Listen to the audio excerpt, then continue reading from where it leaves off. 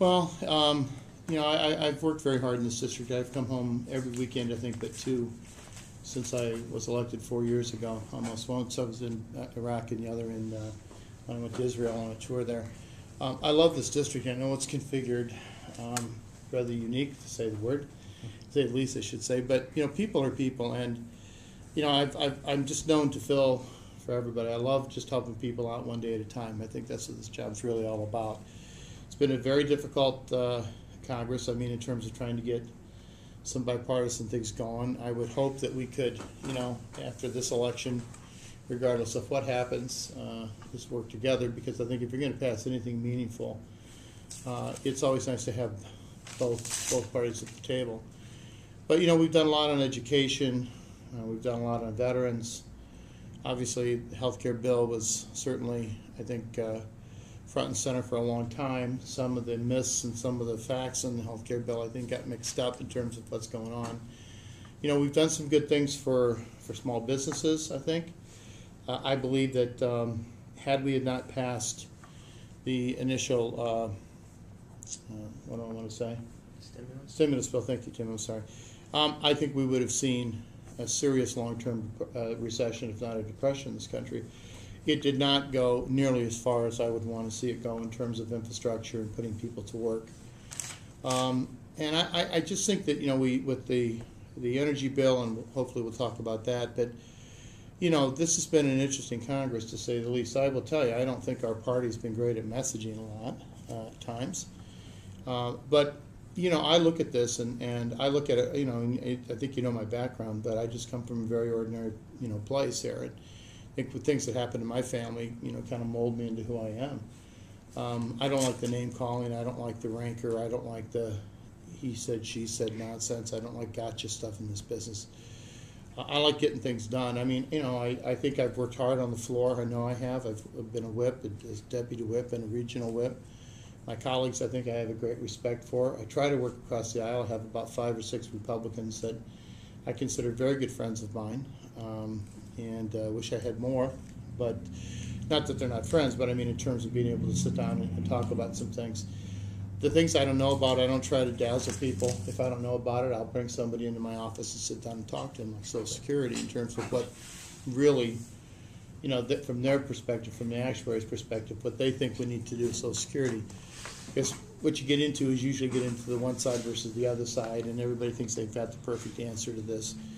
I think we've done a lot on education. We're about ready to reauthorize the elementary and secondary. We've jettisoned most of No Child Left Behind, a wonderful name for a miserable bill.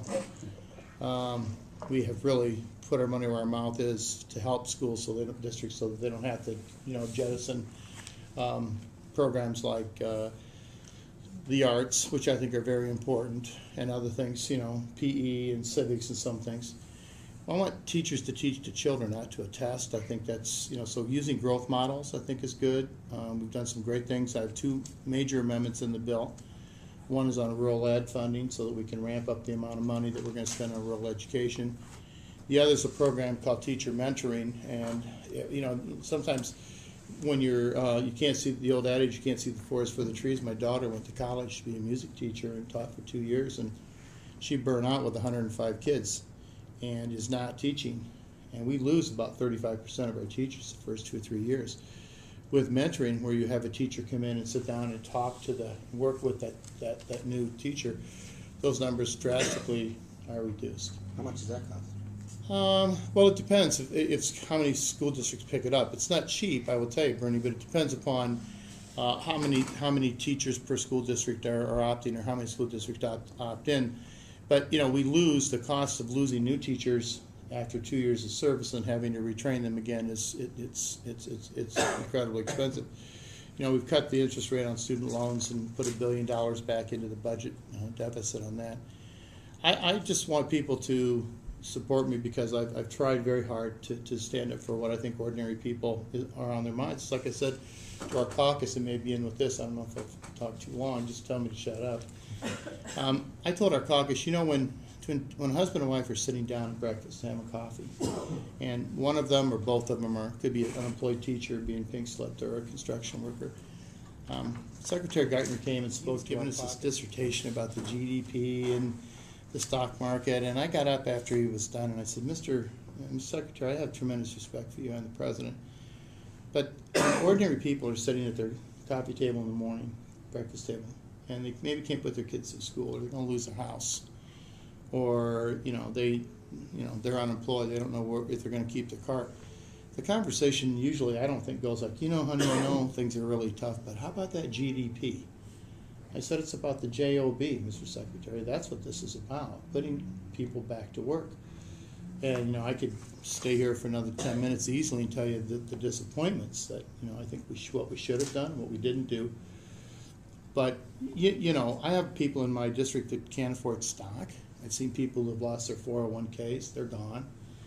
And seniors now, I hear yesterday or today, that they're not going to get a cost of living increase for 2011. I think that's criminal. I just do.